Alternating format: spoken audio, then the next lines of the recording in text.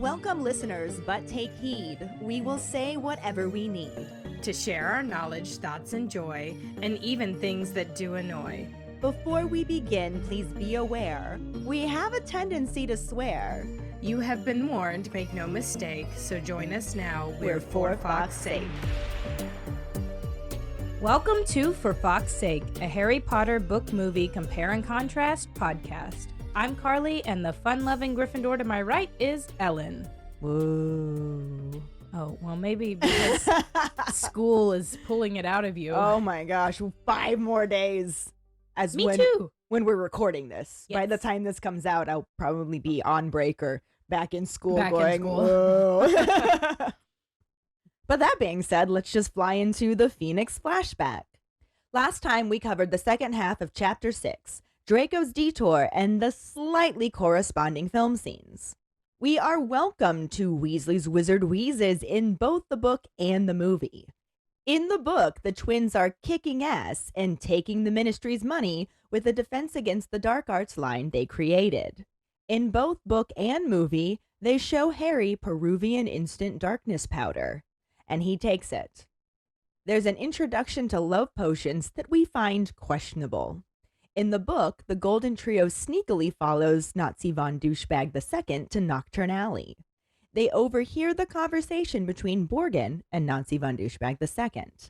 Unless you're watching the movie, and then they just sort of watched it. Yep.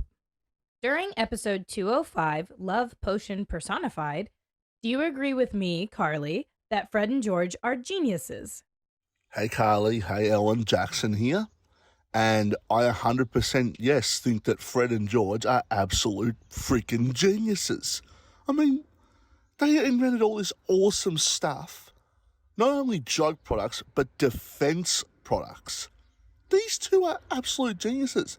And it really doesn't matter that they only got, 3 OWLs each. They're awesome. They're geniuses. And I'm glad that Molly finally comes around and recognises that. Hi, this is Jessica calling in my Potter Pondering for this week. And I totally agree with Karlee. By definition, a genius is someone with exceptional intelligence or creative power or talent. And Fred and George definitely are. They couldn't have created all of their products and made it out alive testing them on themselves. If that wasn't true. So yeah, I think they're definitely geniuses, or definitely in that realm. So yeah, they're awesome. Okay, bye. Happy New Year! This is David, and I think that Fred and George are geniuses. Their wisdom and clever and wit has been demonstrated over and over throughout the series, and Pooh had me rolling, So I don't think it's a danger. I don't think that Voldy cares about some jokester prank, whatever. I think he's got way much more world domination things on his mind. So, yep, geniuses. I think Molly's just being mama bear and overly concerned about, whatever. Her imagination tends to get off on her to dust the clock in the house that says mortal peril every time that people are home. So, that kind of stuff. Okay. Thank you so much for your responses.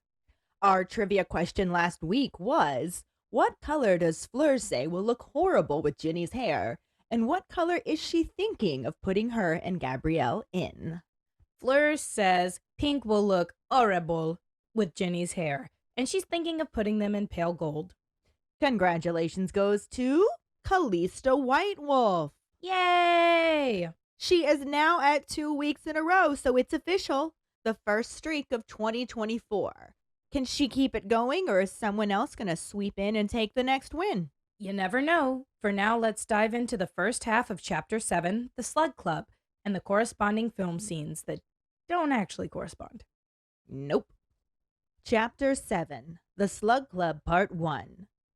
Harry spends much of the last week of the summer holidays wondering what Malfoy was up to in Nocturne Alley. He is especially bothered by how satisfied Malfoy looked as he left the shop, because nothing that makes him look that happy can be good. To his annoyance, Ron and Hermione don't seem nearly as curious about it, as they seem to be bored discussing it after a few days. Hermione agrees that it was fishy, but again points out there could be lots of explanations. Ron suggests that Malfoy broke his hand of glory, but Harry reminds him that Draco told Borgin to keep that one safe, which makes it sound like he has another one of the broken objects, and Malfoy wants them both. Harry figures Malfoy wants revenge since his father is in Azkaban, and this surprises Ron, who wonders what he could do about it. Harry frustratedly expresses that that's his point. He doesn't know, but he's clearly up to something, and they should really take it seriously. He begins to say something about his father being a Death Eater and cuts himself off, mouth dropping open. Hermione and Ron both anxiously ask him if he's okay, if his scar is hurting, but when Harry responds that Malfoy has replaced his father as a Death Eater, they both find this unlikely. Harry tries to argue that he yelled and jerked away his left arm when Madame Malkin went to roll up his sleeve, figuring he had just been branded with the mark. Ron and Hermione still don't agree, even after Harry reminds them that Malfoy showed Borgin something that scared him. Their doubt annoys Harry, who is convinced that he's right, so he just snatches up some dirty Quidditch robes for washing and leaves the room. He bumps into Ginny on the landing, and she warns him to avoid the kitchen as there's a lot of phlegm around. He smiles as he says he'll be careful not to slip in it, and makes his way into the kitchen, where Fleur is sitting at the kitchen table. She's telling a bad-tempered looking Mrs. Weasley about her wedding plans, saying she and Bill have decided on only 2 bridesmaids. Ginny and Gabrielle will look very sweet together, and she is thinking of dressing them in pale gold, since pink would look horrible with Ginny's hair. When Mrs. Weasley sees Harry, she jumps on the opportunity to cut Fleur off, telling him she wants to go over the security measures for their journey to Hogwarts. She mentions that they will have ministry cars again and that Aurors will be waiting for them at the station. Harry wonders if Tonks will be there, and Mrs. Weasley says she doesn't think she will. Fleur comments on how Tonks has let herself go, and Mrs. Weasley cuts her off again, this time to tell Harry he better get moving so they can avoid the last-minute scramble. The departure the following morning is smoother than usual. Once everything is packed up in the ministry cars, Fleur kisses Harry goodbye. Ron hurries forward, looking hopeful, but Ginny sticks out her foot and sends him sprawling in the dust at Fleur's feet. Angry and embarrassed, he hurries to the car without saying bye at all.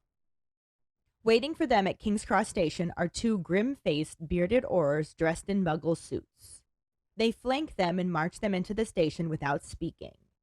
Mrs. Weasley hurries them through the barrier, suggesting Harry goes through first with one of the Aurors, who grabs his arm and attempts to steer him through. Harry jerks his arm out of the Auror's grip, irritably saying that he can walk as he steers his trolley towards the solid barrier between platforms 9 and 10. A second later, he emerges on platform 9 3/4, soon followed by Hermione and the Weasleys. Harry motions for Ron and Hermione to find a compartment, but Hermione apologetically reminds him that they have to go to the prefect's carriage first. As Mrs. Weasley begins to usher them to the train and say her goodbyes, Harry asks Mr. Weasley for a quick word. He leads him out of earshot and proceeds to tell him what they witnessed Draco Malfoy doing in Borgin and Burke's, also mentioning the way he reacted when Madame Malkin tried to touch his left arm, saying he thinks he has been branded with the Dark Mark and has replaced his father as a Death Eater. Mr. Weasley doesn't think You-Know-Who would allow that, but Harry insists that no one really knows what You-Know-Who would or wouldn't do, and that it is worth investigating, especially since whatever he wants Mr. Borgin to fix could be dangerous. Mr. Weasley isn't sure since they raided the Malfoys' house when Lucius was arrested and confiscated everything that might have been dangerous.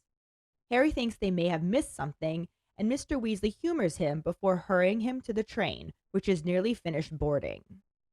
He and Mrs. Weasley help Harry get his trunk on, and as the train starts to move, Mrs. Weasley jogs alongside it to let Harry know she's already fixed it with Dumbledore for him to join them for Christmas, and to be good and stay safe. He waves until the train turns and he can no longer see Mrs. Weasley, then he goes to see where the others are. He knows Ron and Hermione are in the prefect's carriage, but finds Ginny chatting with some friends and asks if she wants to find a compartment. When she tells him she can't because she said she'd meet Dean, he feels a strange twinge of annoyance. He looks around and finds he's surrounded by mesmerized girls and is saved by Neville and Luna. The three of them go to find a compartment, and Neville comments on how people are even staring at them because they are with him. Harry reminds Neville that they are staring at them because they were also at the Ministry, which was all over the Daily Prophet. Neville says he thought his gran would be angry about the publicity, but she instead was pleased and said he's starting to live up to his dad at last. He shows off the new wand she bought him, made of cherry and unicorn hair, mentioning that they think it was the last one Ollivander sold before he vanished. As Trevor tries to make a bid for freedom, Neville dives under his seat to catch him, and Luna asks if they're going to keep doing the DA meetings. Harry figures there's no point since they're rid of Umbridge, but Neville emerges from under the seat looking disappointed. He says he learned loads from Harry, and Luna adds that she enjoyed the meetings since it was like having friends. Before Harry can respond, they are interrupted by a group of fourth-year girls who show up giggling on the other side of their compartment door. A bold girl with dark eyes and long black hair pushes through the door and introduces herself as Romilda Vane. She invites Harry to join them in her compartment, stage whispering that he doesn't have to sit with them, indicating Neville and Luna. Harry coldly informs her that they are his friends, and though Romilda looks surprised, she leaves. Luna tells Harry that people expect him to have cooler friends than them, and Harry retorts that they are cool. None of them fought with him like they did. Luna smiles and says how nice that is of him to say, and Neville brings up how they didn't face him. He says his gran raves about Harry Potter having more backbone than the whole Ministry of Magic, and adds that she'd give anything to have him as a grandson. Harry laughs uncomfortably and changes the subject to OWL results. Neville starts listing his grades and wonders if he'll be able to take a Transfiguration NEWT with only an acceptable, and Harry watches him without really listening. He's instead thinking about how Neville's life was also blighted by Voldemort's, and he has no idea how close he had been to having Harry's destiny. He wonders if he actually would have, if Neville's mother would have died to save him as Lily had died for him. Would that have meant there wasn't a chosen one? Would Neville's seat then be empty and a scarless Harry have been kissed goodbye by his own mother, not Ron's? Neville interrupts him to see if he is all right, and Luna asks if a Rackspurt got him. Harry starts to answer, but instead wants to know what a Rackspurt is, and Luna explains they are invisible and float through your ears to make your brain go fuzzy. She begins flapping her hands around, and Harry and Neville exchange a glance before changing the subject to Quidditch. After a while, Hermione and Ron join them. Ron wonders about the lunch trolley, greets Neville and Luna, then tells Harry that Malfoy isn't doing prefect duty. Harry is very interested in this, figuring it means he has more important things on his mind than bullying younger students.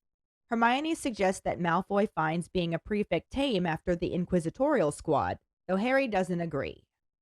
Before he can share his thoughts, their compartment door opens again, and a third-year girl announces that she is supposed to deliver 2 scrolls to Neville Longbottom and Harry Potter.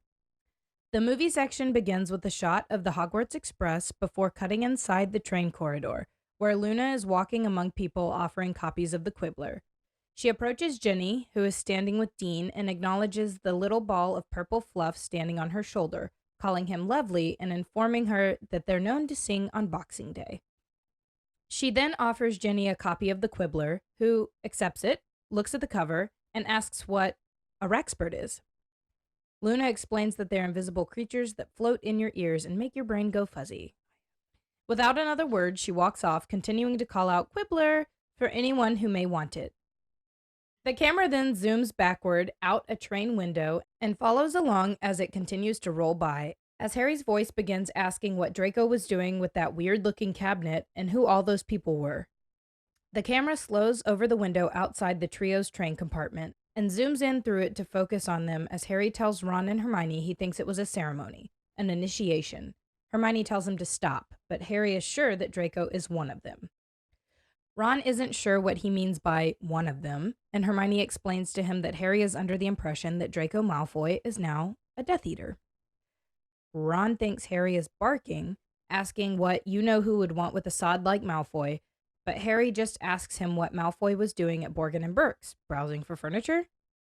Ron figures that it's a creepy shop and he's a creepy bloke, but Harry isn't buying it. He points out that Draco's father is a Death Eater, so it makes sense. He says Hermione saw it with her own eyes, but she insists she doesn't know what she saw. He stands, saying he needs some air, and grabs his invisibility cloak off the luggage rack before sliding their compartment door open and entering the corridor. It's interesting. I know we said that they're corresponding film scenes that don't really correspond, but there are hints of similarities. More of just the gist. Yes.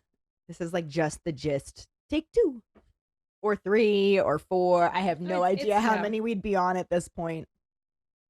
There are points in the movie that definitely direct straight to things that happen in the book. Yes, but they're very light. Yes, it is not the same. Like that meme of that guy that's holding up salt. It's just like spat, spat, spat. Yes. Just little pieces. Little itty bitty grains of it. The book chapter itself starts off when summer break is still happening. We never get good summer break parts in the movies, and it's disappointing. No, they have to move the plot along. Move the plot forward. Move the plot forward.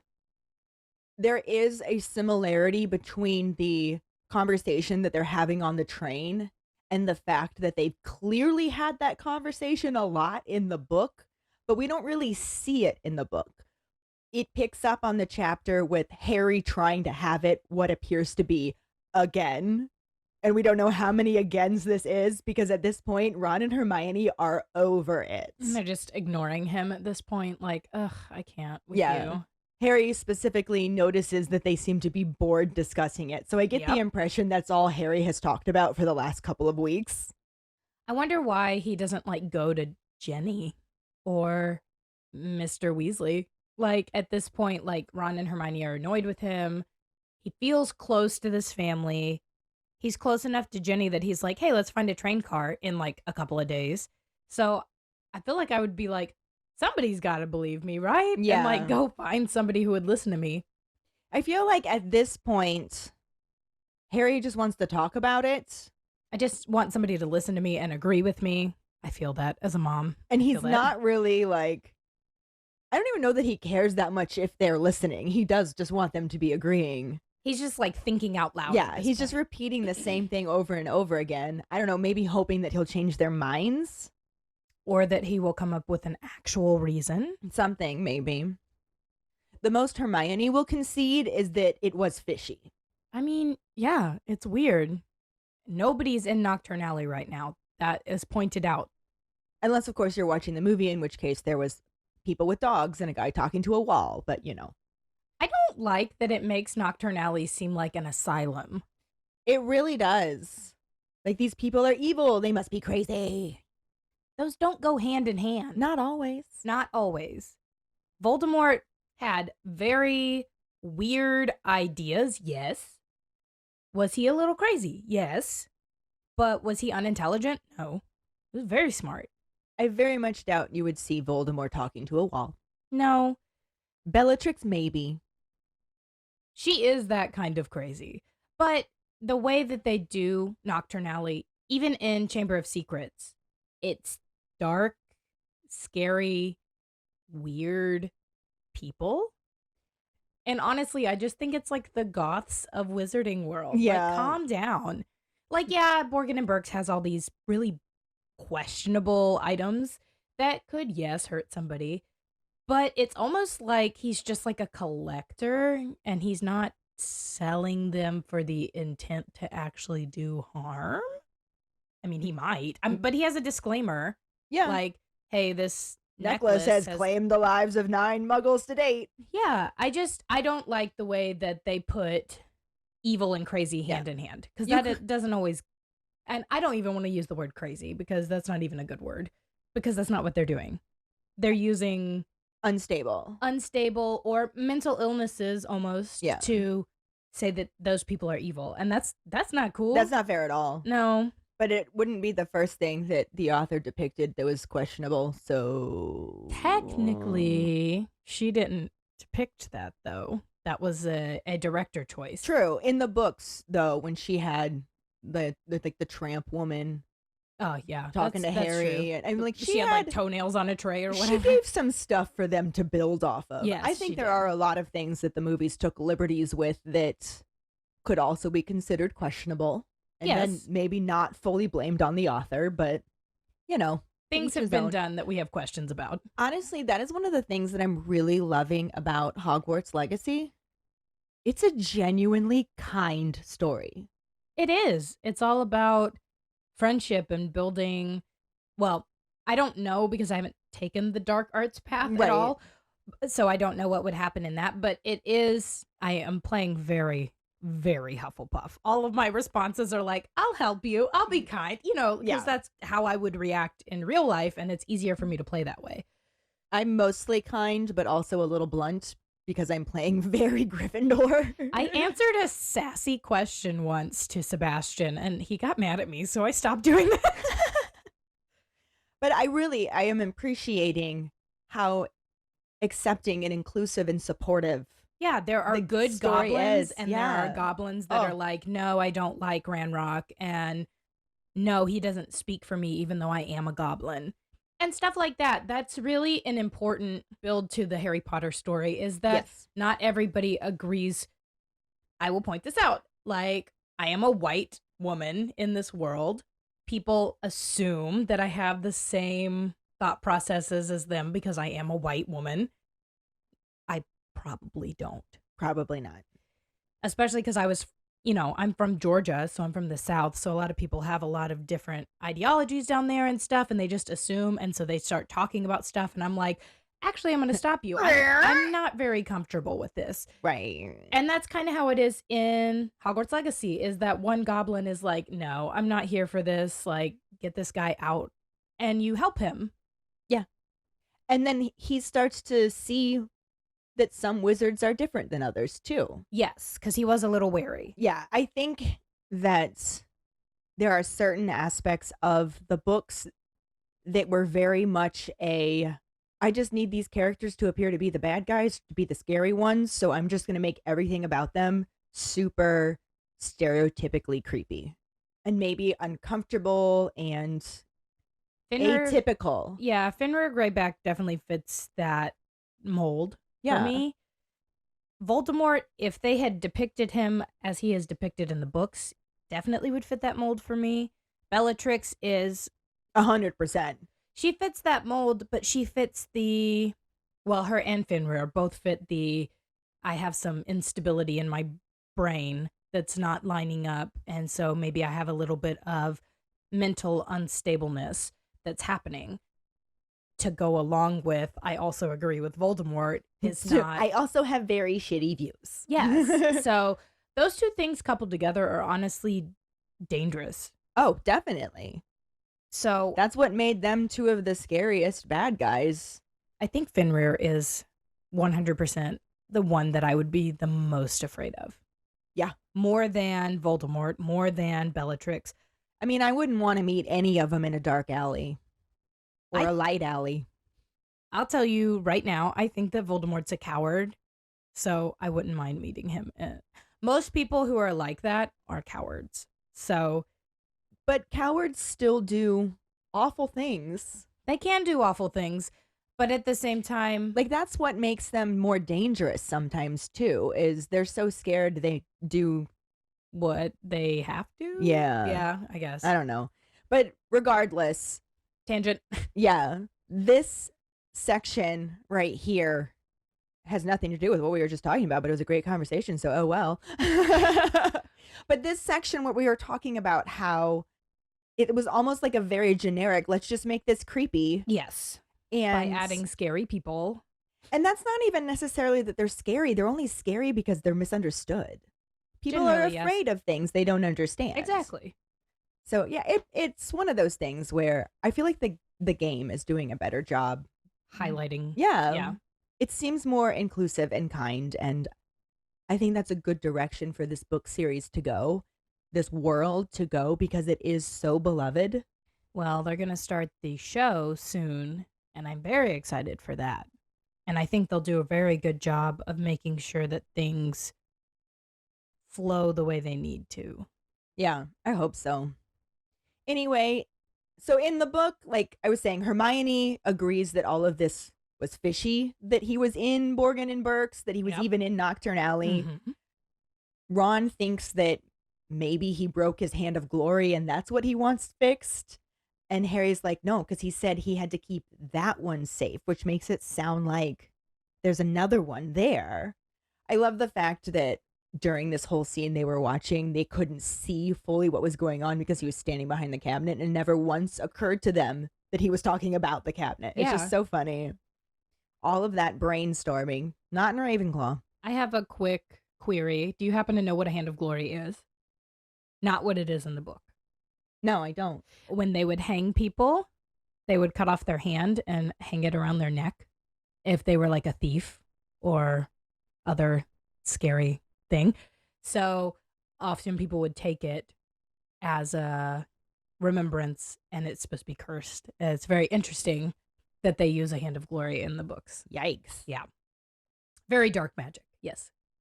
Ultimately, in all of these conversations, Harry is sure that Malfoy's up to something, which I don't think you can argue. And he just wants to know what that is because Harry can't help but to meddle. He's got to know. There's a mystery. It needs to be solved. Scooby and the gang are on it. I was thinking the same thing. The mystery agency. Right? They solve any crime by dinner time. Absolutely.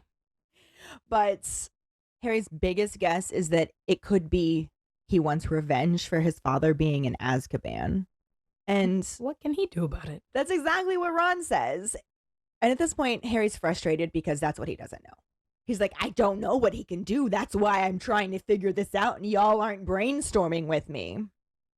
He starts to say something about how whatever it is, it should be taken seriously because Nazi von Douchebag the First is a Death Eater. And holy fuck, guys, Nazi von Douchebag the Second took over for his dad as a Death Eater. And he Just has this the epiphany. realization. I think this is actually really funny because I think at this point, Ron and Hermione just want a quiet school year, and they're like, can we not mess God with stuff? damn it.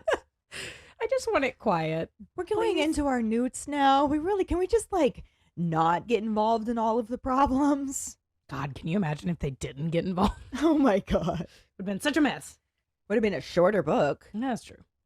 So neither Ron or Hermione think that it is remotely likely that Malfoy is I hate this. a Death Eater. I hate this so much because Ron's like, what does he want with a 16-year-old? What does he want with a sod like Malfoy? He wants people to be sacrifices. That's what he wants. Never mind the fact that he always recruited from school. Absolutely. He always had a hand in Hogwarts He wanted to go back and be a teacher there. so that he could have a hand in Hogwarts. I mean, admittedly, he just wanted to see if he could find more things. I don't think that's the only reason he wanted, though. I don't think that was the only reason at all. I think that he didn't actually believe for a minute Dumbledore was going to give him the job, but figured why the hell not? Because it would really benefit him to recruit students that way, much the way Slughorn does, as we're about to learn in this chapter. Absolutely. He tries to argue that when Madame Malcolm went to touch Draco's left arm, he yelled at her and jerked it away, and he thought that he had just been branded with the mark, which probably is totally accurate. Harry... Can we talk about how right Harry is in I this moment? know! Nobody believes him. Poor because Harry. they think he's not that smart. He's not usually. And it seems like it's coming from a not logical place. Yeah. And I don't think that it is. I think that a lot of this is very emotional, but that doesn't mean he's not right, Correct. as we later learn. He also points out that Malfoy showed something to Borgin that they couldn't see because it was behind the cabinet, but he showed something to Borgin that Ugh. actually scared him. Yeah, well, I don't think it's hard to scare Borgin. We don't really know much about him. I would be interested to know more about his backstory. Like you said, maybe he's just a collector and money is all he really cares about. Or... Every time that we go into like Borgin and Burke's in the book, I think about the collector from the Guardians of the Galaxy series who has all of the like stuff. And I feel like Borgin is like that. Yeah, and if you want it, you can pay me a lot of money. A lot of money. Give me an Infinity Stone. But 2/3 of the Golden Trio just aren't buying what Harry's selling. Well, never. And this completely annoys him. So instead of conceding that maybe he's not right, even though he is, he just grabs some of his dirty Quidditch robes and How long leaves have the those room. been dirty? Yuck. I mean, they were playing Quidditch probably regularly, so maybe Yeah, earlier but- that day. I don't know, but I a hope, while. But it's probably a while. He is a boy. Yuck. Making stereotypes about boys. I'm sorry. And Mrs. Weasley had specifically said that she wanted them to get everything washed and packed ahead of time so they didn't have their usual morning rush. So You know, it works he out. needed to do this anyway. But he makes his way downstairs and runs into Ginny on the landing. And she's like, you might want to avoid the kitchen. There's a lot of phlegm around. And Harry says, I'll be careful not to slip in it. And like, This little where are flirty those moment is cute. moments, right? They bilked us out of so many of those. But he has no choice but to go in the kitchen because he needs to get his robes washed. And sure enough, Fleur's sitting there at the kitchen table. She's going on and on and on to Mrs. Weasley about all of her plans for the wedding, and Mrs. Weasley is just not looking pleased about this. And when Harry walks in, she's saying that she and Bill have mostly decided on only 2 bridesmaids. She thinks that Ginny and Gabrielle will look very sweet together. I think that's so cute, though. And she's considering dressing them in pale gold because pink will look horrible with Ginny's hair. And that was our trivia question. It sure was. I think that this is really cute, though, because, like, Fleur obviously doesn't want to have to include all of the brothers because it would take forever. Right? So she's like, you have a sister, I have a sister. Why don't we just have them walk down the aisle and it be nice and Yeah. sweet? And your They get brothers to be can be ushers. ushers, and your brother Charlie can be your best man, and it be very sweet, small, simple, Yeah. and to the point. I also think it shows because we know directly how much Gabrielle means to Fleur Yeah. from the 4th book. I think this really shows that Fleur understands how much Ginny means to Bill. Yes. And please, somebody, if you are a cute artist, please, can you draw Bill meeting Jenny for the first time? Just coming home in a little pink blanket and Bill looking over the edge of the sofa at her and just being so wide-eyed and Yeah. sweet.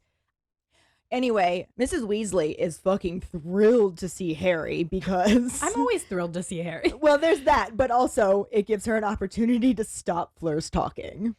Wait, real fast. Do they have a washing machine? I'm sure it's like a magic situation. Like, I would buy Mrs. Weasley a washing machine and be like, look, this magical thing, you can stick it in here and the wrinkles are all gone. I mean, I would think that I she feel like has you can something do where she that. like throws it in a tub and waves her wand and it washes it. Probably. Here's a dryer, though. Also, you could run your just- wand yeah, over okay, it. well. Like, magic, Carly, magic. You're right. That would be a Mr. Weasley thing. He would love that. Absolutely. He would want to take it apart and know exactly how it works. I'm Has a sure. cool plug. I could just see what he would do to add modifications to it like he did the car too. Mhm. Didn't know I needed a washing machine that could fly, but all right, Mr. Weasley. All right. It can fly up to my room so I can throw stuff in it Yeah. and then go back to the basement and start by itself. I need that. Yes. That would be amazing. Yes. Anyway, Mrs. Weasley's taking this opportunity to cut Fleur off for a while and starts talking to Harry about their journey to Hogwarts. They're going to have the ministry cars again for his security. There will be ours waiting for them at the station. Harry's like, is Tonks going to be there? Because that's best option for Aurors in his mind. And Mrs. Weasley says she doesn't think she will because Arthur said she's been stationed elsewhere. And Fleur takes this moment to randomly comment about how Fleur has let herself go and she thinks that's a big mistake. I don't think that Fleur, which is surprising, but I don't really think that Fleur understands mental health.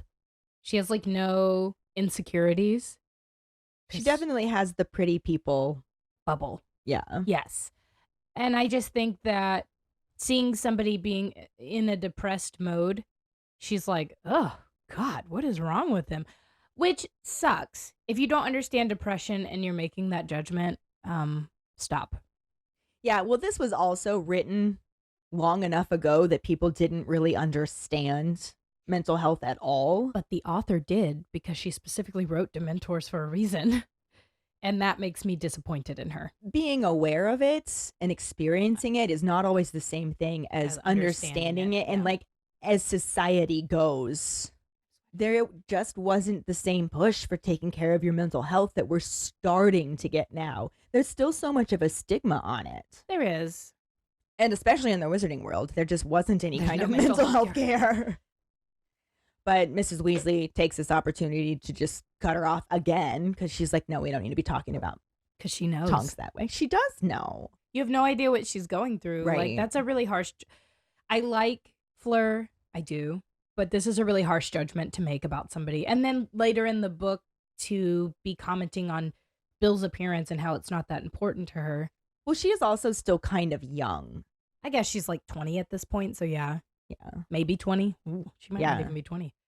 So she's young and she's pretty and hasn't really experienced much else yet that has been challenging. I wonder if when she becomes a mother, if she realizes, oh, I shouldn't have made those judgment calls on that. I mean, maybe even the moment she saw Bill all scarred up. Yeah, I think so. I'm not that shallow. But like I said, Mrs. Weasley cuts her off going through this and just takes that time to tell Harry to get moving so they can avoid that last minute scramble like I mentioned earlier. There's always a last minute scramble. It actually didn't happen. I know. I love It that he specifically says it went really well. It was so much smoother than usual. No reports of them having to go back like 7 times to get stuff, and everything got packed up. Nobody got all scratched up by a cat. And my Crookshank. favorite part, though, is that Fleur gives Harry a kiss goodbye, and Ron tries to Oh run my forward, God. looking so hopeful. Am I gonna get a kiss too? And Ginny fucking trips him and She's sends the him best. sprawling into the dirt at Fleur's feet. And then he's just so embarrassed that he like gets up and just runs into the car without saying bye to anybody. Same vibe, babe. Oh my god. Just a mess. Ginny is like the epitome of bratty little sister, and it's amazing. But she's not even like bratty. She's just like, y'all spent all of your life picking on me. I'm just gonna have a little bit of fun while I can. I don't know, it's pretty bratty to trip your brother. He is being a prat. He is. Prats and Brats. Prats and Brats. So they make it to King's Cross Station, and they're greeted by these 2 very grim-faced, bearded Aurors that are wearing muggle suits. Like, that's really inconspicuous, guys, but Yeah. okay. And they just, like, silently flank them and just walk in with them. I'm like, talk about ways to draw more attention. Like, what is this, like a celebrity? What is happening here? And Mrs. Weasley starts hurrying him through the barrier, thinking Harry should go first with one of the Aurors. And one of the Aurors actually grabs him by the arm and tries to like steer him I through can the walk. barrier. And that's when Harry's just like, would you let me go? Like, I am not a child. I mean, I'm still a child, but he's like a teenager. He's an old child. You could just watch over him. You don't have to Right. be You don't have to, weird like, and like hold his grab his arm. arm. Don't know what good that's going to do. You're going to lose him in the barrier. But he jerks his arm free. Can that happen? And they make it through the barrier, and then they're soon followed by Hermione and the rest of the Weasleys. Yeah. And Harry's like, all right, guys, to Ron and Hermione, let's go find a compartment. And Hermione's like, we have to go Sorry. to the prefect compartment, remember? And Harry's just like, oh, yeah, I forgot. So as everybody else is getting on the train, he finally is just like, oh, you know what? I'm going to have a word with Mr. Weasley. And he thinks, like what you were saying earlier, talk to somebody else who might be able to do something about it. So he pulls him aside out of earshot of everybody and just relays what he witnessed Nazi von Douchebag II do at Borgin and Burke's and in Diagon Alley in general. And Mr. Weasley is basically of the same mind that Ron and Hermione were. Like, I don't think hate it's this. anything. I definitely don't think he's become a murder muncher, because what would you-know-who want with that? Like, I don't even think he'd allow that. And Harry's just like, nobody really knows what Voldemort would allow or wouldn't allow or do and wouldn't do. At the very least, this is something worth investigating. It could be something dangerous that he wants fixed. And Mr. Weasley doesn't think that it is, because they confiscated everything that could have been considered dangerous when they raided their house after Nazi von Douchebag I was arrested. And Harry's just like, well, maybe you missed something. It didn't necessarily have to be something at the house either. Duh. I think that Harry is being a little obtuse right now, but I also think Mr. Weasley is too. They know that he recruited Regulus when he was 16. Right. What do you mean he doesn't need a 16-year-old? Right. Of course he needs a sacrifice. And he's pissed off at Lucius, and everybody knows that. I think that this is them being very dense in this moment and not listening to Harry because they think he's being over emotional. Yeah, this is one of those like plot armor moments where to move the plot forward in the story, she just kind of wrote everybody as a little bit dumb in this moment. And Harry's the only one who is right, but he's right for all of the wrong reasons. Yes, and we talked about that. Which is why But- nobody really wants to listen to him. And that's fair, but I hate this. Voldemort doesn't want a 16-year-old. Yes, he does. Especially since Dumbledore knows that he does. You'd think at the very least that Mr. Weasley would take this information and pass it along to Snape and Dumbledore, the people who know. I bet that they do. Probably. But then somebody should have been like, Harry, we have the same suspicions as you. Don't worry. We are on it. But Dumbledore doesn't do that. He No, he manipulates doesn't. the situation and is just like, just trust me. No, I don't just trust you. You throw me into situations where I almost die every school year. Harry definitely throws himself into those situations. He does, but Dumbledore knows that that's going to happen, and he Yeah. doesn't do anything to stop it. And I think it's I have big issues with Dumbledore because he is a manipulative old man. Do I think he cares about Harry? Yes. Do I think he is manipulative to a T? Absolutely. And I don't like the manipulation side. I think if he had been open and honest with Harry from the beginning, things would have gone a lot more smoothly. I think you're right because even he says that was one of his biggest mistakes. Yes. So it's But just, he doesn't say that till after he's dead. well, yeah. But I think that he wants to keep Harry in the dark as much as possible to try and prevent Harry from doing everything he's going to do. But he Which does it isn't anyways. necessarily the right way to do it, because the reason why Harry does half of the shit that he does is to try and figure it out. Yeah. So if people would just communicate with him, he actually might meddle less. And given his circumstance, I frequently think that. yeah, yes. given his circumstance, he probably deserves to have more inside information. And I get Dumbledore's whole thing about not putting all of his eggs in one basket for security reasons and all of that stuff. But I feel like there are some things that if Harry just knew that, yes, we're very suspicious of Draco right now, we're keeping an eye on him, don't you worry, focus on your school stuff, it could have made a difference. It could have prevented a lot of Now, stuff. I'm absolutely positive that Harry, being Harry, would have just been like, I knew it, he's suspicious, and just, Don't be suspicious. Don't be suspicious. Yeah. I and mean, he still would have kept an eye on him too and tried to help and maybe even gotten more annoying trying to report the things he witnessed Malfoy doing. Because he's Harry and he can't is not Harry. meddle. I get that. There's just so much. I know. We can do a Dumbledore Potterhead. I really mystery, think we And I should. can talk about how manipulative he is.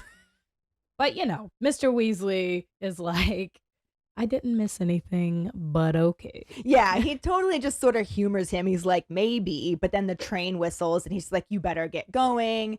So Harry goes, gets a kiss from Mrs. Weasley and gets on the train, and she's like talking to him through the window about how he's going to get to come back to them over Christmas. She's already fixed it with Dumbledore. And then the train starts moving and she's like jogging along with the train to keep talking to him until She's it's in her little going too robes. fast.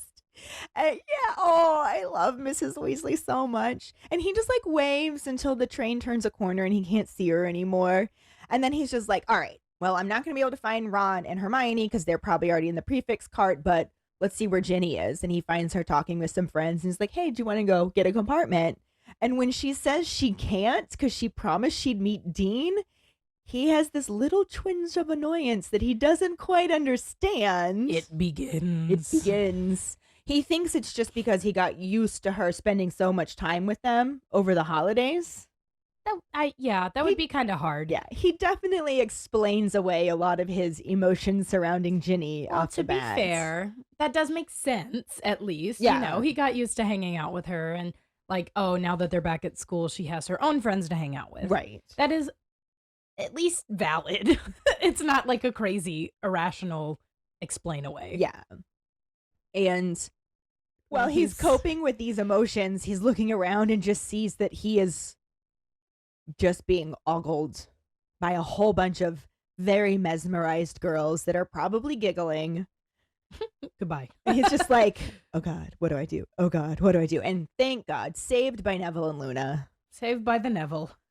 They show up and he's just like, hey guys, you want to go find a compartment? And Neville and Luna are of course like, yeah, like we don't have any other friends. Let's do that. And I don't mean that meanly, but that's totally how they both feel. I'm really interested that Neville doesn't spend more time with Hannah because they get married. Right.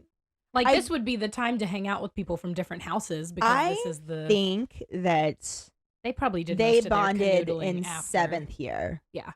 When it was that's true. really just Neville. Oh yeah. I think that was really their bonding moment. And then after. Unless of course you're watching the movies, in which case he has the hots for Luna. I think that might have still been a possibility at some point, but then. I mean, in the books, he was always kind of like, you're a little different about her. Yeah. And I think Luna, in the 5th one, when she's introduced, I think she had a little bit of a crush on Ron and was just kind of weird about it. But she was like, oh, if I hang out with Neville, I'll get to see Ron. Yeah. So maybe a little bit. I think that she at least definitely thought he was funny. Maybe. Ron's not. She laughed so hard when he made that baboon's backside comment. I know, but she like intentionally laughed about it. Like, oh, I have to laugh because that'll make him like me. Yeah. That's kind of what I felt like anyways. But I think that it's telling that Neville and Luna are just like hanging out together. I think that they're very good friends. Oh, I think so too. I don't doubt that for a minute. I just didn't see them as being compatible in any way, shape, or form. Is Neville in the pictures, or is it just Harry, Ron, and Hermione when they go into Luna's room and it's got like... Yeah, no, it's Neville as Neville's well. Yeah. Okay. Yeah, I definitely think that they're very good friends. They have very similar interests. Like, she's in maybe a little more holistic on Luna's part, but I think that they have very similar interests, using things for medicine and animals and such. I think there's a lot of common ground, but she's just so out there. She's a little more extroverted than Neville needs. Yes. Like, there's nothing to balance them out. No, but he has Hannah eventually. Yes. So anyway, the 3 of them go to find a compartment and manage to find one that's empty, which is good because as they're walking that way, everyone is just staring at them. And Neville's like, they're even staring at us too because we're with you. And Harry's just like, no, they're staring at you because you were at the ministry too. And it's been all over the Daily Prophet. Like, everyone knows. And Neville's just like, yeah, I did get a lot of publicity. I thought Gran would be mad, but she said I'm finally starting to live up to my dad. And she bought me a new wand. Look. It's cherry and unicorn hair, and we think it was the last one that Ollivander ever sold because he vanished the next day. Yikes. This part... I feel like he said it so fast. Happily. Just and like... happy, yeah. And like, but it's so funny that he went from like being really excited about this and his approval from his grandmother and getting this new wand that he's so proud of, and then Ollivander's gone. And then he was like, oh, wait. I think that... we're going to get there, but McGonagall has a line where she says, Augusta needs to start appreciating the grandson she has, not the one that she wants. I know. And she said, especially after what happened at the ministry. And in this moment, I'm like, shut up, Gran. Yeah. Your grandson is wonderful. He's amazing. And stop telling him that he has to start living up to his dad. He's doing his best. And I genuinely think... it's the wand. It was. But I also genuinely think that her repeatedly saying that is what made him so unconfident. Yes. I think he performed worse. His self-esteem was so low. Because he felt like he was going to never live up to his gran. There's the same thing with Trelawney. When she made that comment to him about how after he breaks the first cup to pick a blue one because she was attached to the pink ones, she put it in his head. Yeah. He's very suggestible. So when his gran kept telling him he wasn't living up to his dad, he was never going to live up to his dad. Correct. The moment she felt like he was starting to, he grew even more. Yes. And his like magic takes off at this point. Having the proper wand and having the fucking support of his loved ones Yes. made all of the difference in the world. So as per usual, Trevor tries to escape because that's just what his toad does, I'm so concerned. Are you okay, Trevor?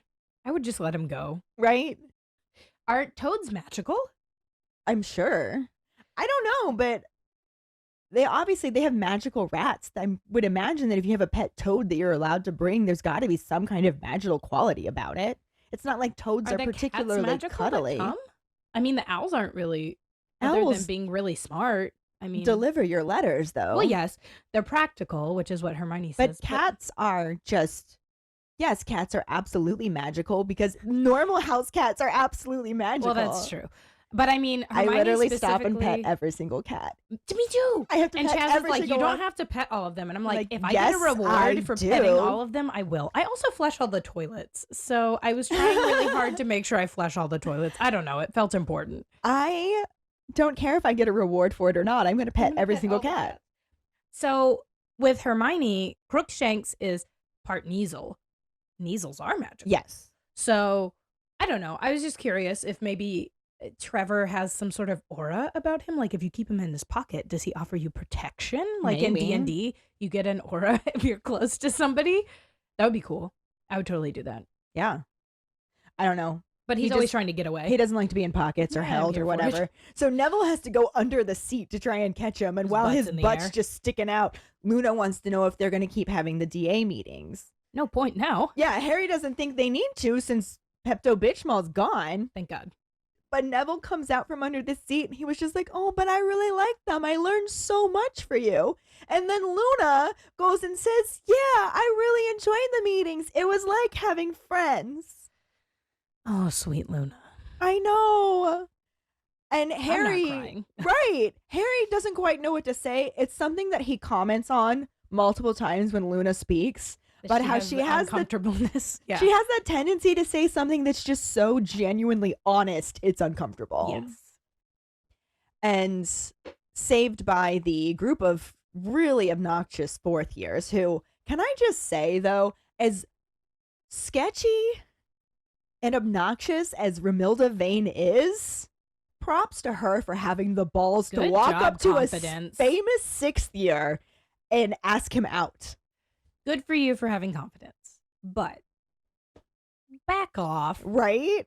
Like, oh, you don't have to sit with them.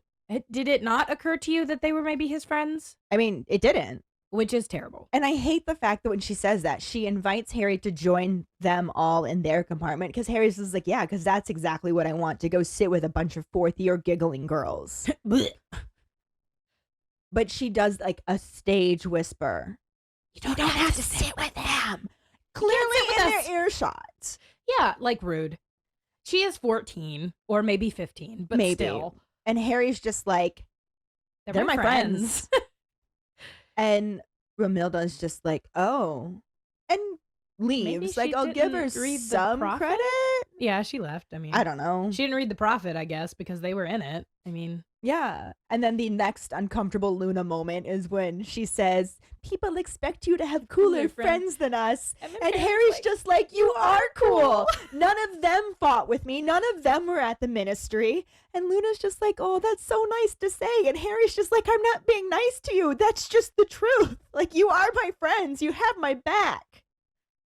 And Neville talks about how, yeah, they were at the ministry, but they didn't face him. And apparently that's all that his grand can talk about, how Harry Potter has more backbone than the entire Ministry of Magic combined. And then he says, she'd give anything to have you as a grandson.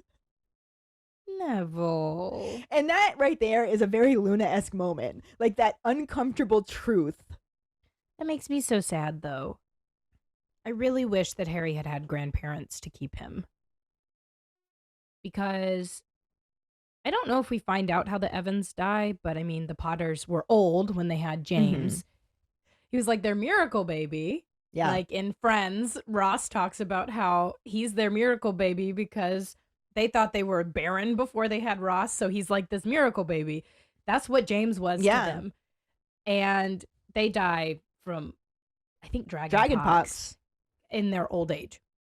So, and they die like right after James and Lily get married. So they don't even get to see Harry. Yeah. And then the Evans, I assume, were probably just killed by Voldemort. That would be my best guess, which would be really shitty for Petunia to kind of have to deal with, though I don't really think she liked her parents. But to have to deal with that your sister and your mom and dad got murdered by this. Yeah, I feel like because she was predominantly written as a caricature that we weren't supposed to like, we don't really ever consider how much trauma that woman had in her life, too. They kind of address it in Cursed Child. Oh, that's right, they do, man. Because she keeps the blanket that Harry came in. Yeah. Which is very sweet. Which I don't understand how you could get a 1-year-old that looks like your sister and you not care about him in the slightest. You have to have so much attention to a 1-year-old, as I have one now. Yes. I understand. You have to have all of this attention, and there's no way that you can have all that attention and not grow attached, like, at all. I think about how if Harry had been in this situation with Neville, if it had been swapped and his grandparents maybe had lived, how that would have gone. Yeah. But we could talk about that as a pondering. I think so. That's a good idea because that's basically what's going on in Harry's mind right now. Harry just kind of laughs uncomfortably at Neville's comment about how his grandmother would do anything to have Harry as a grandson instead of Neville. And he first changes the subjects to talk about their OWL results. And he gets Neville just kind of like rattling off all of his grades. And he passes and all he of passes them. Everything. No failing grades. But he's worried because he really wants to take, well, his grandmother really wants him to take Transfiguration newts. And he only got an acceptable. Still passing, but he doesn't think McGonagall is going to let him take it. And she doesn't. And Harry's just watching him talk, not really listening to him because he's going through the stuff that you were just saying about how Neville's life was just as blighted by Voldemort as Harry's was. Not the same way, but just as affected. And this poor boy doesn't even have any idea how close he was to having Harry's own fate. No.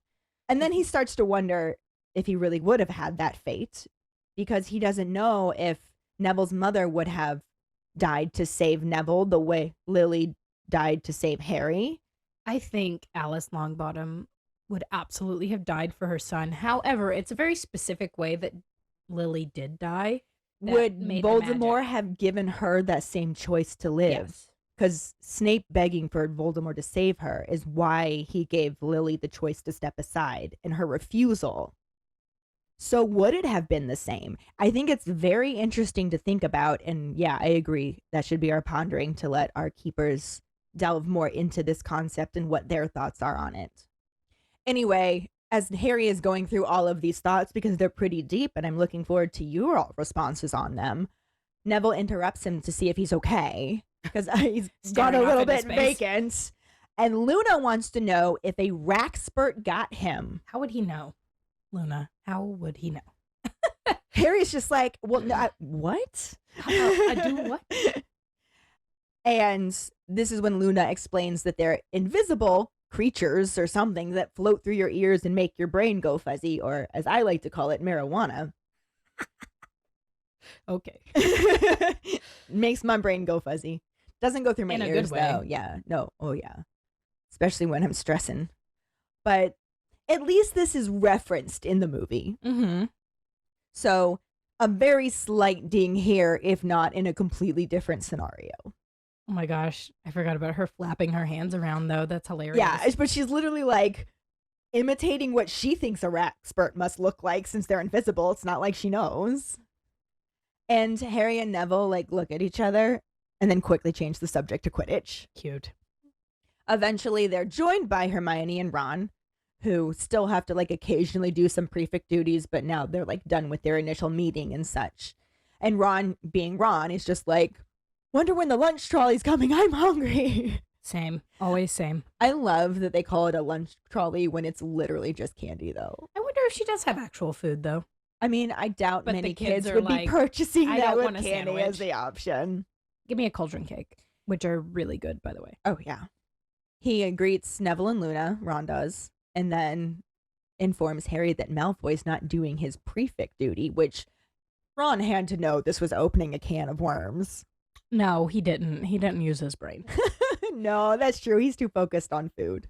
Indeed. But naturally, Harry is very interested in this because it's more proof that there are bigger things on his mind than bullying younger students, which he never misses an opportunity out on normally. He still gets to bully people. Well, yeah, definitely. Crab and Goyle. He can't not do it.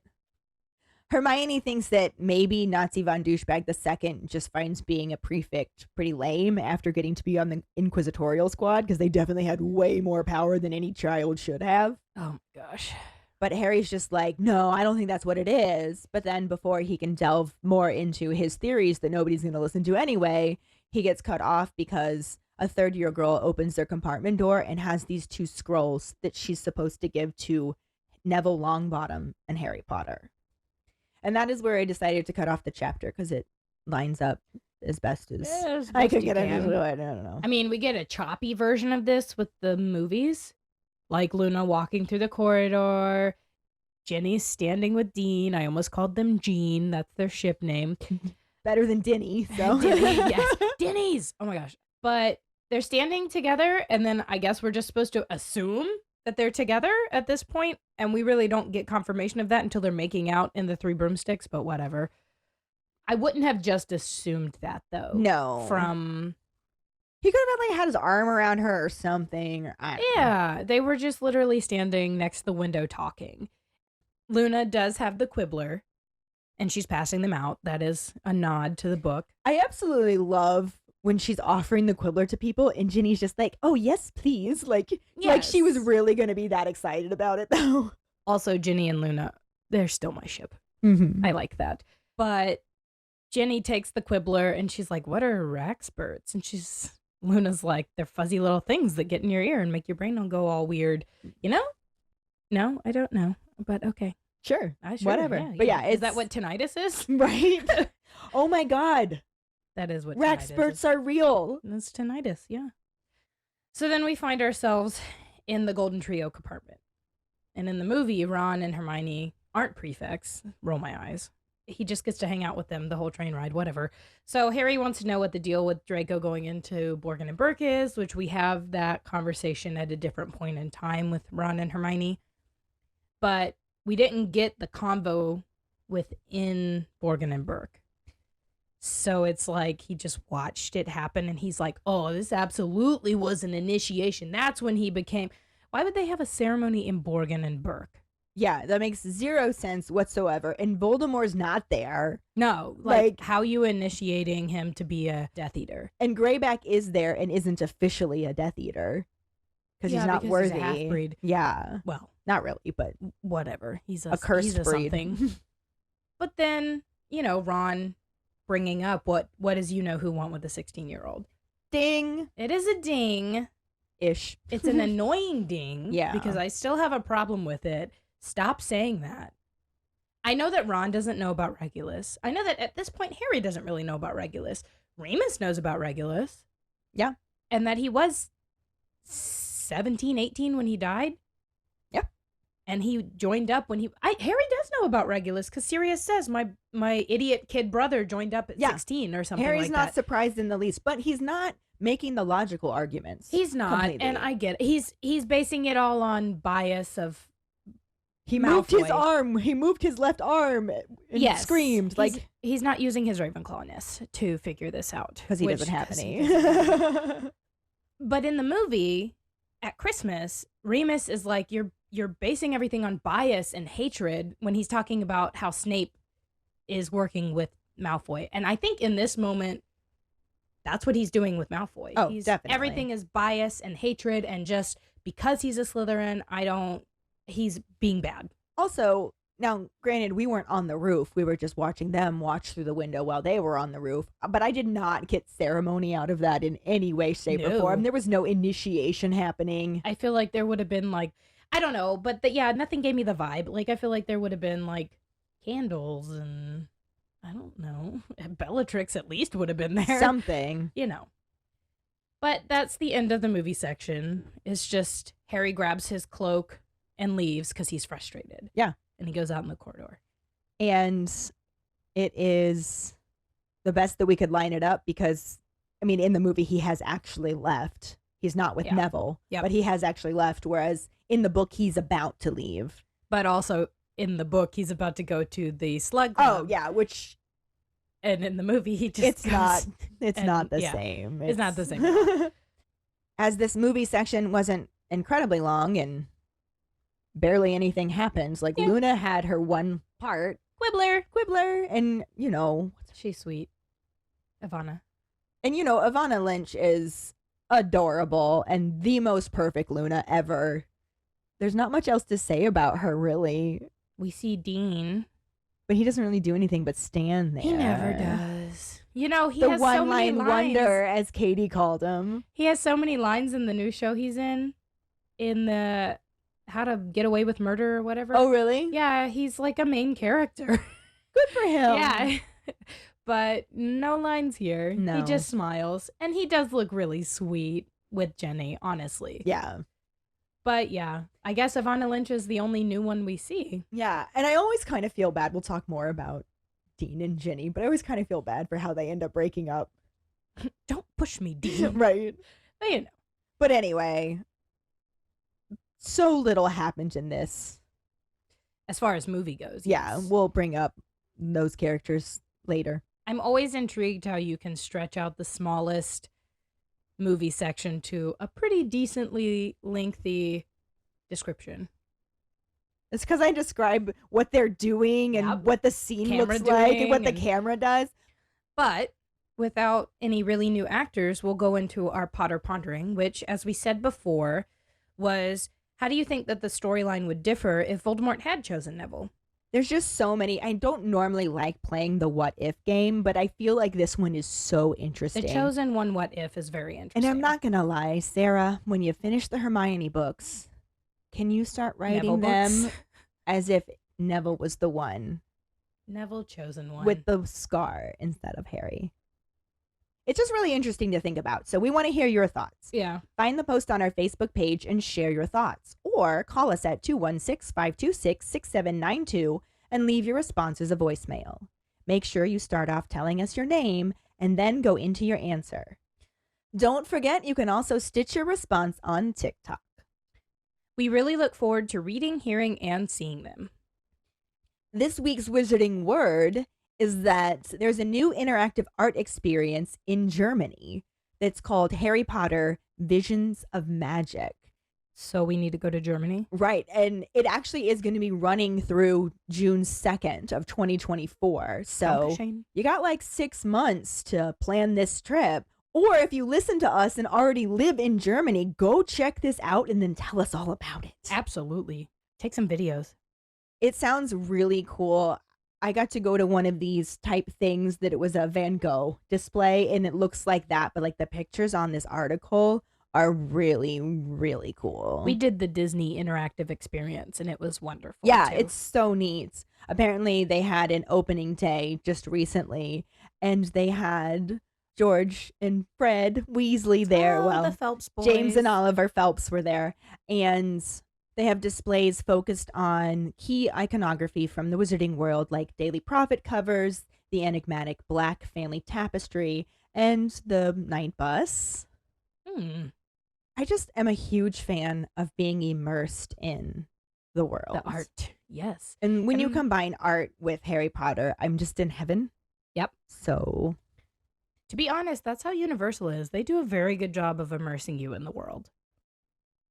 I'm like, could we go to Germany over spring break? Glenn really wants to go to Germany as it is. He's been practicing German too, but money-wise, I just don't know if that's feasible. Bummer. But if you can get there, you all should, and then tell us all about it. It's absolutely at the Odysseum in Cologne, Germany. Yeah, it looks really cool and makes me wish that it was a lot easier for us to travel to different countries.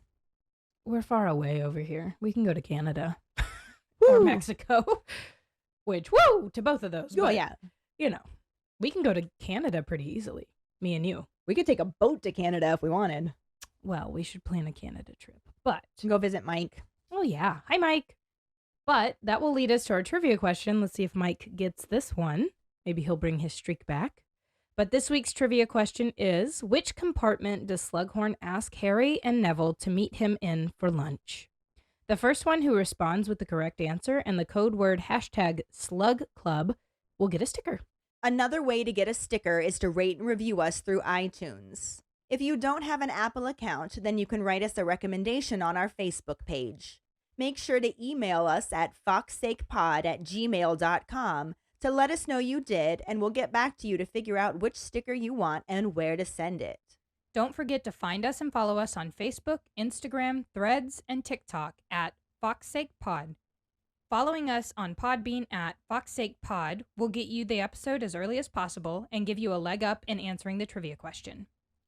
You can also go to our website at forfawkesakepodcast.com to check out our For Fawkes Sake and Harry Potter related merchandise for sale. Don't forget to subscribe to our YouTube channel, where we post our weekly podcast episodes, cooking show episodes, vlogs, bloopers, and other random videos. If you would like to become a patron, you can find us on Patreon at FawkesAkePod. Patronage starts at $2 and will get you some awesome perks like For Fawkes Sake swag, access to our Discord channel, chats, and more. Check out our page for details. Any support you can give is greatly appreciated. And join us next week when we talk about the second half of Chapter 7, the Slug Club, and the somewhat corresponding film scenes. Meh. Thanks for listening. Hope you hear us again. I'm Karlee. I'm Ellen, and we are For Fawkes Sake.